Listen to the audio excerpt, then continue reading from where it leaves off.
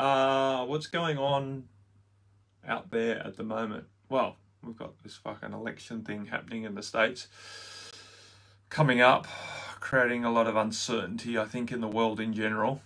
I don't have much to comment on that, really. I've had various thoughts along the way as to what might happen, what various entities want to have happen, what various entities might ensure happens. I'm not particularly sold on the idea that, the American elections are going to be democratic and the people will actually choose a president. And at the same time, I really don't know what the ruling agenda has as its optimal outcome. You can see potentials for both side of a pretty shitty situational choice to work out for them. Putting in either candidate could work out for them. I think putting in either candidate has risks for them, because the energy is really not supporting their continued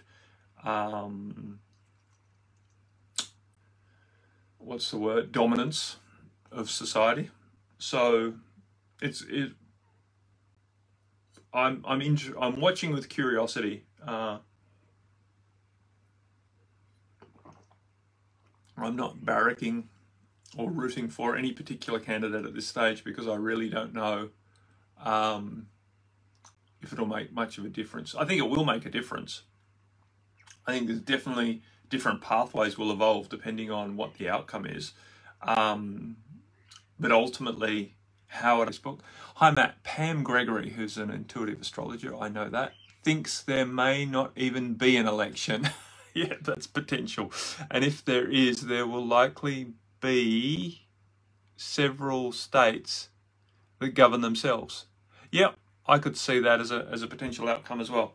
I think we are in the midst of the disillusionment of the status quo as in terms of how we have been theoretically governed for the last 100-odd years, 200 years, since we've sort of started playing this game of voting for elections and creating parliaments in a pseudo-democratic way. I think that illusion of power to the people is being dispelled. And I know it's going to be a rude awakening for the population when they come to really have to swallow the facts that they've never really been in control of our governance system,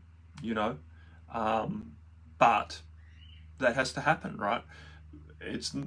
The system's not going to change until the system as it is has been revealed, and I think that is in the process of happening. And I think this whole sort of farce of the last few elections, and I'm not just talking about American elections, I'm talking about the English, the Australian, the New Zealand, most of Europe, right, and other parts of the world as well. I think that, some places it's obvious, right? In some places it's obvious that even though it's supposed to be a democratically elected government, we can see that democracy is not happening. And yet we tend to project that out there in other places, in the Middle East or in South America or in Africa, right, where elections are obviously rigged. I think they've been rigged everywhere, to be completely honest, to at least to some degree. So, and until the majority of the population, or at least the significant percentage of the population, realise that and come to accept that, not accept it as in let's let it continue, but accept it and that is what has actually happened, then shit ain't going to change. But that's the pathway of evolution. It's uncomfortable because you have to see what's falling away in order to allow it to fall away in general.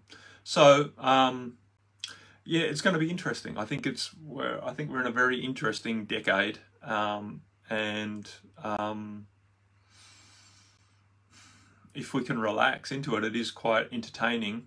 And I don't mean that in a sort of a macabre way.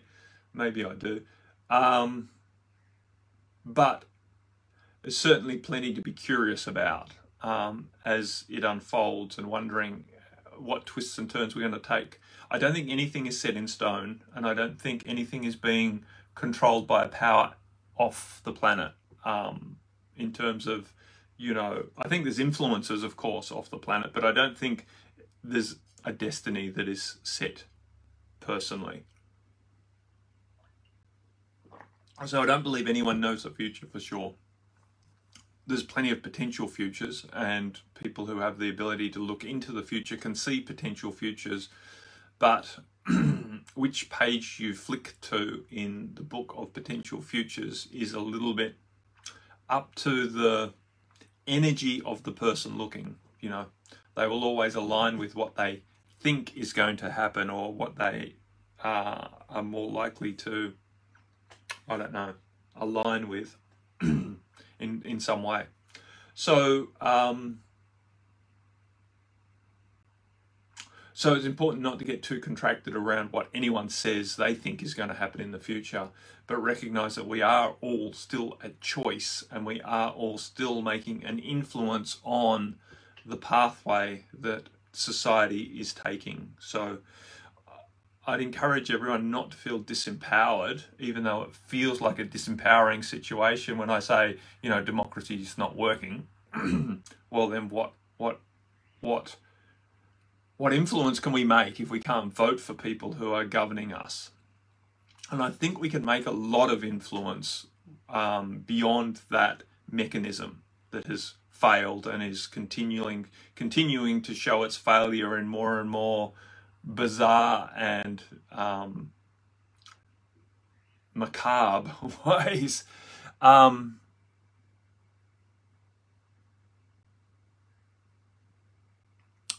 Jill said, it's when the winner of an election gets dubbed as running a regime instead of an administration, you know the media has decreed it was rigged. But personally, I feel they're all rigged. Yeah, the difference between an administration and a regime is semantics, really. And as you pointed out, the media in some way proclaims these judgments, these labels, right? And this is the point. Everyone on the planet, including me, is being influenced by these projected labels, right? It's very hard to not allow your psyche, your subconscious, to be influenced by what you are being exposed to. You know, that's how we work. That's how our subconscious works. We're designed to walk through the forest and record information that may be useful at some point in the future. Well, as we walk through this world, we are still recording information. And it's very hard for us not to put meanings on that information, right? So if we keep seeing, you know, the information that a regime in Libya, or I just pick something, is doing this and this and this, then that has an influence over our perception of that situation. Even though we've never been there, even though we haven't seen it firsthand, we're being delivered information. And despite our best efforts to not go into, you know, judgments and conclusions that we know nothing about, realistically, other than this show that we're being exposed to, it happens subconsciously and unconsciously. And so then when stuff comes up in the future and we feel to make a conclusion, we have to then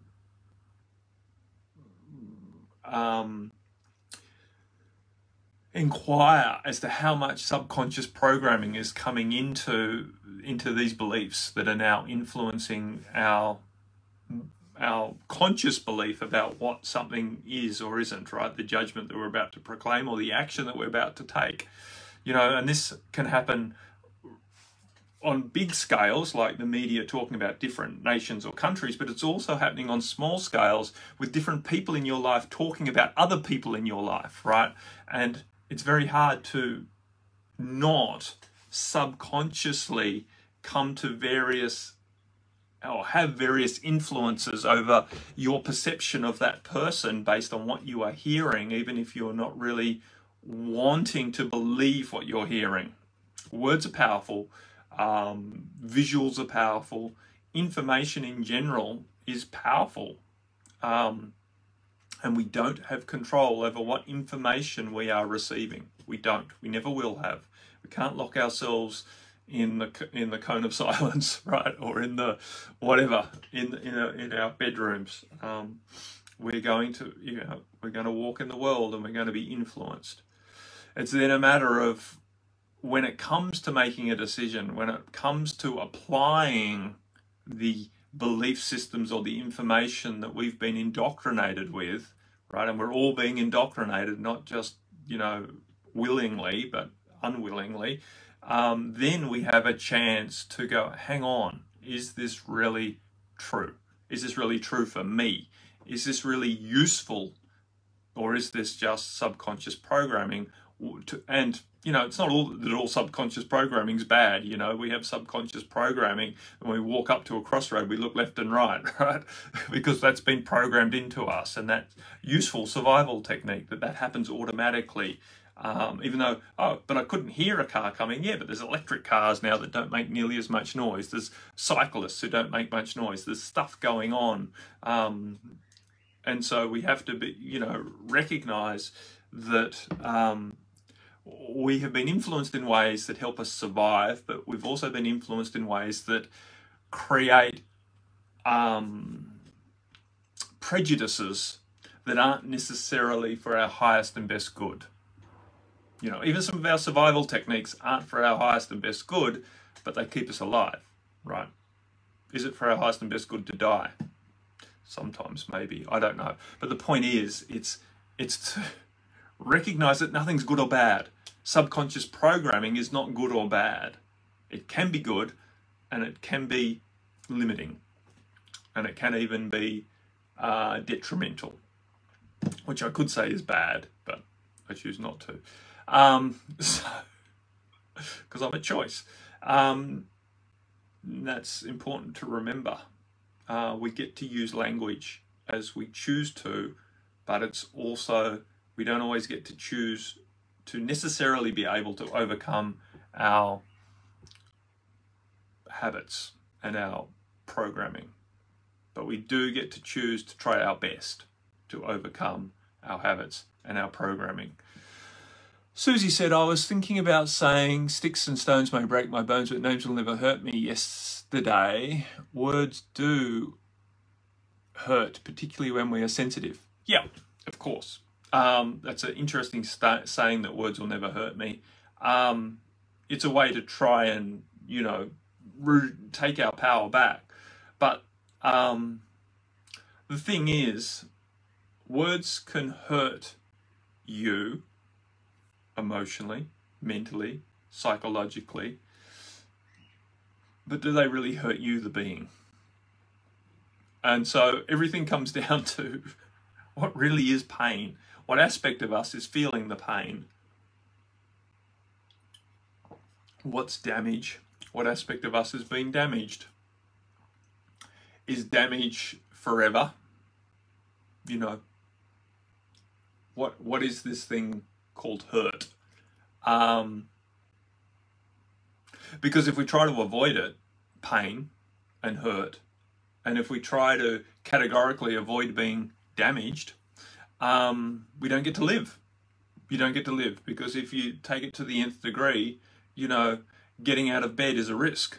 Staying in bed is a risk as well, right? People who stay in bed generally get sick.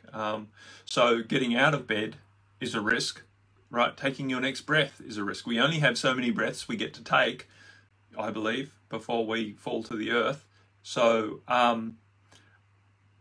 yeah, it's cumulative. As you said, I think it can be cumulative. You're talking about the hurt to our psyche, right?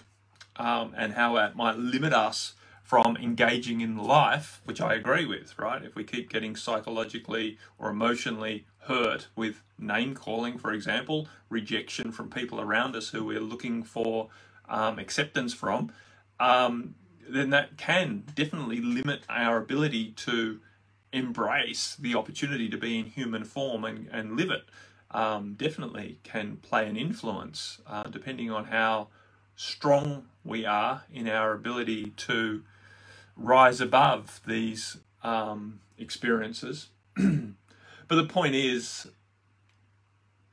just like I was about to say, taking breaths is cumulative, right? We're all progressing towards the end of this physical body, and we're all progressing towards an evolutionary pathway for us as a soul being towards reuniting back to the one energy. Longer process, of course. Nothing is conclusional, right? Nothing is, I want to use the word fatal, right, for us as a being, in terms of how hurt we get. You know, no damage cannot be undone in some way, on some level. So yeah, I think that's true. Susie said, until you recognize it, then it's easier to rise above. Yeah, when we recognize that it's only an aspect of ourselves that's being hurt, and it's only an aspect of ourselves, a previously wounded aspect of ourselves, that is looking for acceptance from people who now reject us or label us or whatever, then the pain that we feel becomes less influential. Right, the pain that we feel becomes less influential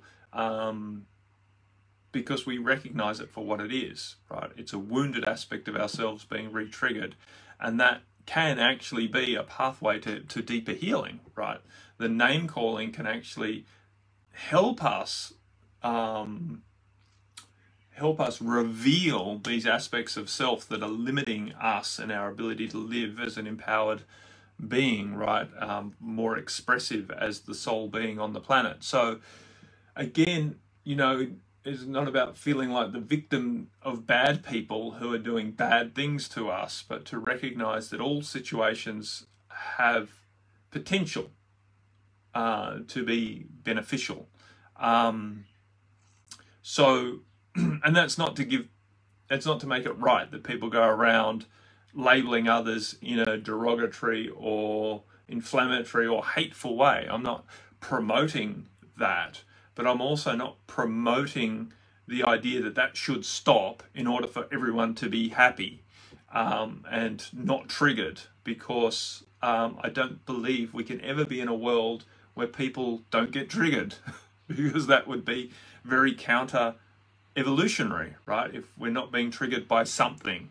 So something's got to do that triggering. And while we're in a massive process of purification right now, evolution is going very fast right now, and we're all healing from a lot of density that we've been subjected to over the last few thousand years on this planet, right? We're all carrying a lot of wounding.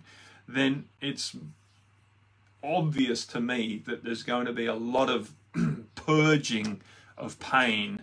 And the saying hurt people is very, very true, right? The people calling the names are in a lot of pain themselves. They're using a very antisocial way of dealing with their own pain, but it is basically a coping mechanism to point the finger at others and put other people down in order to try and feel okay about themselves. You know, of course, as a society, it would be great if we could help educate and support people to not do that to the same degree, but here we are. The point is not to make them evil. The point is not to think that they should stop so that I feel better, right? It's happening for you. It's happening to, so sorry, my phone just rang, which it very rarely does. I didn't even look at the number, but I just hung up, so hopefully it wasn't important. But if it is, they might leave a message. Hopefully it's happening to help us all evolve. I had a few comments here that I want to get back to. Okay, it's just Jules' comment. I discovered something fascinating about my new hometown in the last few days. I was reading about the Constitution of England where am I up to? The Constitution of England on common law, and the Speaker mentioned Prince William of Orange, which is the Netherlands, who invaded England and took over as king to save the freedoms of the people. Apparently he made landfall in my town on November 5th. The date is now celebrated for Guy Fawkes trying to blow up Parliament. Maybe it was really him saving us that gave us fireworks. I wondered why there was a statue of that king on Quayside. Shame our freedom constitution seems to have been lost. Anyway. Yeah, it hasn't really been lost. It's in a process of evolution. That's what's happening, Jill. I wouldn't say that, you know, constitutional freedom has been lost. It just needs to evolve another step.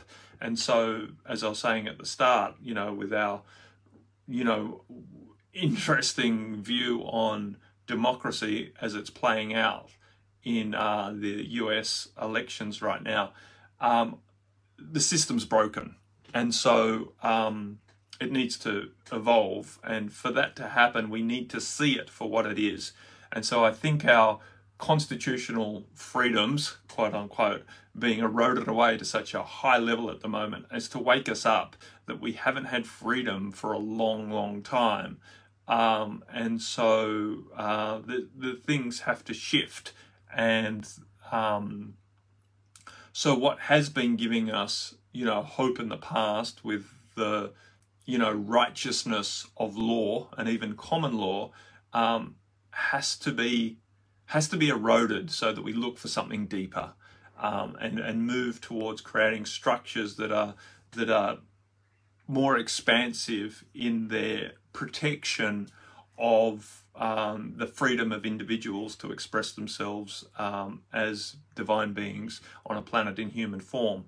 And so this is natural progression. You know, natural progression requires things to disintegrate in order for new things to integrate. And so the fast that law has become and the move away from the application of what we could call common law or God's law is part of that process, you know. And I don't think it's useful for us to get concerned. We can get concerned, but it's not useful for us to become conclusional that we're losing something here, or that something bad is happening in this erosion process that's underway and structures are crumbling, etc. I think it's useful, personally, and I know that's hard to it's hard to relax into. Definitely hard to accept that this process is good, quote unquote, because we all feel so threatened, right? And structures that we've relied on for many generations is falling away, and that leaves us feeling vulnerable, right? When the rule of law no longer seems to be working to protect us in just ways, then of course we're going to feel threatened by that.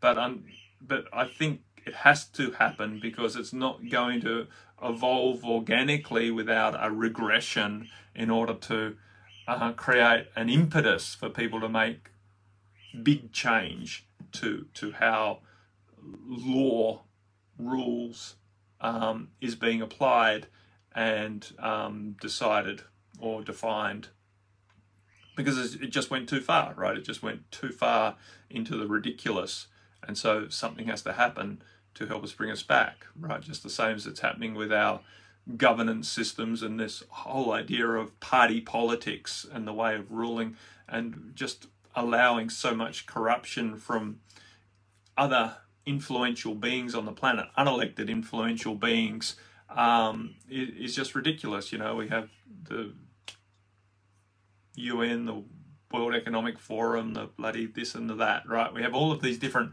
unelected, predominantly, at least unelected by the people, entities dictating huge fundamental limitations on what we can and can't do, and the direction of which we should be going as a population and as a planet, and that is unsustainable, right? That's not going to happen. That is going against the energy. So it's going to have to be revealed in a way that wakes people up, and that's generally pretty chaotic and intense. Jill said, a Facebook acquaintance in a private group sent a message to the group but referring to me and started with the words, this isn't being said with malice, but, ouch. My apparent crime was I didn't want to participate in a BBC interview about the tap water contamination, as I felt the others wanted more revenge than answers, and I decided to walk away. Obviously, that challenged this lady big time, but yes, it hurt. Yeah, well, yeah. Any form of rejection or singling out, any pointing of fingers is going to hurt to some degree because it feels threatening, right? Because in our past lifetimes, this singling out has generally ended badly for us, right? Loss of life, loss of freedom, incredible amounts of pain in various ways, whether physical, mental, emotional, social. So it's important to recognize what is stimulating the pain, right? The past memories, deep past memories, and work consciously to expand out of feeling so hurt by it. That's the choice, right?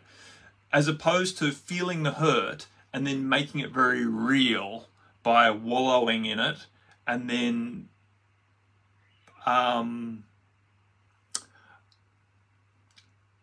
what's the right word? What is it when we sort of keep thinking about something, right? When you just keep allowing it to play over and over and over, and almost arguing about it, right, in your mind, saying, yes, but I'm this and they're that and they don't. You don't need to argue against their accusations, right? You don't need to prove yourself. You don't need to defend yourself. As soon as we start defending ourselves against what someone else has said, we make it much more concrete in our body. Every time we think about it again, we are re-triggering the pain. Our body doesn't know the difference between the first time it happened and the 100th time we thought about it. It's the same reaction. And so we can very easily dig ourselves into a deeper hole of pain if we can't just see it for what it is and take it as a blessing, right? When someone triggers us in that way, we can see it as an awesome opportunity to dig into why that's painful. Why is it painful? Not just, oh, it is painful, therefore it's wrong, and therefore they're wrong for stimulating this pain in me. Why is it painful, and how is that a limitation to you living your best life, right? That pain can be so triggered so easily by someone basically exposing their own pain, which is what they're doing, right? By making you wrong. Even though it's happened all in sort of passive-aggressive language and not actually naming you, right? Still, it hurt. Why? And does it have to keep hurting? That's the point, right? This is an opportunity for you to expand out of being hurt by passive-aggressive comments made by people who are in pain themselves. You know? It's a process. It's not a quick thing. I'm not saying it's easy. I have the same problems. Don't worry. I get triggered by people making comments on this or that, right? I just had a few comments on last week's live stream that I did here, right? I did last week and I put it on Facebook. I got several comments that were in some ways derogatory. Some of them were quite crazy, that, you know, choosing to complain or point out that my hair didn't look good, that I was drinking out of a mug and that was rude. There was another one, I can't remember, but it doesn't matter. The point is, it's interesting that we attract people just to have a go at us with no even substance to what they're saying, right? Nothing. It's not like they were making a critique on what I said. They just saw it on Facebook and chose to have a go, right? Because they're in pain. These people are in pain. They're sitting there needing to criticize someone else in order to feel better about themselves, right? And if I'm going to take that on and feel victimized and then get shut down and then not want to put this out on Facebook or not put it out on YouTube or whatever. Did I say Facebook before? I meant on YouTube, right? Because I upload these, or from time to time I upload these conversations to YouTube. But anyhow, the point is not to think, oh, society's so, broken that these people are out there trolling and making hateful comments. This is part of the healing process. And if we're not willing to step up and risk being singled out, to risk being,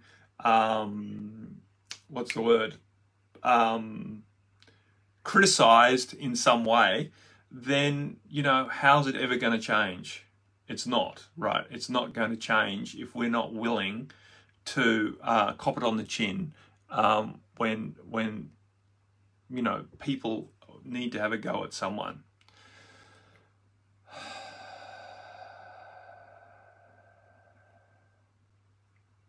Okay, so Jill said, no, I haven't dwelt on it and I haven't replied to her, let alone defended myself, but it was just an observation. Just an observation that it hurt at the time. I know it's her stuff. Yeah, exactly. So we have to be willing to just feel that pain. That's it. It's part of growth, unfortunately. And so feeling pain is a good sign, in my opinion. I'm come back from 6 months away, and the first time I walked up my hill 2.5 weeks ago, the hill that I walk up, regularly here as fast as I can, I was in a lot of pain. My lungs were in pain. My cardiovascular system was in pain. My legs were in pain. There was pain, right? I didn't have the capacity. And every time I've walked it since, which has been about 8 or 9 times now, because I've, recognized how much condition I'd lost while being away, because I didn't have many opportunities to walk uphill fast. And I like walking uphill fast, and I like to have the capacity to walk uphill fast. I feel good in my body when I feel that I have that capacity. I feel strong, and that's useful for me. So I've been training, right? And every time you train, it hurts. It's supposed to. And it's not no pain, no gain. I don't believe that we have to make it hurt in order to make progress. But in general, it does hurt when we are pushing our boundaries.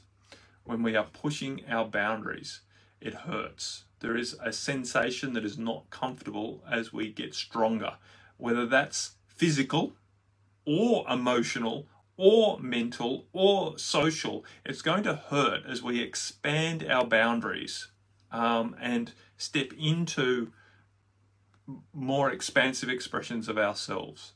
It's going to hurt in some way, right? It's going to trigger us. We're going to feel anxiety. An artist who expresses themselves in a new way, in a more expressive way, in a more radical way, whatever it might be, is going to feel levels of anxiety. That's normal, and it's even healthy, I would say, to feel anxious, nervous, contracted when you do something new, when you express yourselves in a different way. And so this is the process, and this is the pathway. The fact that you threw yourself in, Jill, and entered into the fray to start with was expansive. And the choice to step out and not go with the majority is also an expansive choice, right? You are making your own decisions, and that is going to trigger things, and you are going to feel hurt, pain from time to time as you walk that path. But it's worth it, right? This is how we all expand our capacity. This is how we all come to know ourselves, respect ourselves, and love ourselves enough to live a truly unique and creative and expressive and expansive life here on this planet in a body in human form. So that's the journey, my friends. If you want to stay safe and not feel any pain, then good luck to you. Right? It's inevitable. We have to be willing to take risks, and we have to be willing to experience things that we've been trained to believe are bad. Right? We've been trained to believe that it's bad to feel pain. No one wants to feel pain anymore. They just want to take a pill if they feel any pain. They want to go to a doctor and have it fixed, or go to a psychologist and get some numbing sensation, some numbing pharmaceuticals that take the pain away. You know, half the population think they have a mental illness. It's not true. They don't have a mental illness. They're just living in a world that is disintegrating around them. They're not coping with this level of change, right? Based on an expectation of how they should be coping, which is in the old, right? The idea that you should just soldier on, keep going to work, keep doing your bit, keep climbing a ladder. The ladder's disintegrating. So of course people are feeling anxious right now. Of course people are feeling depressed right now. To go to the doctors and just take some stuff to try and not feel depressed and anxious, I think is ridiculous. I think people are supposed to feel anxious and potentially depressed right now as this whole process unfolds. If we were counseling them potentially into the, the reality of the situation, people wouldn't be nearly as anxious and depressed, because the problem is, once you become anxious and depressed, society makes you wrong. And when society makes you wrong, of course you get even more anxious and depressed. And then you feel even wronger, and then you get even more depressed, right? And that's it, right? When you go against societal expectations and normalities, it's difficult.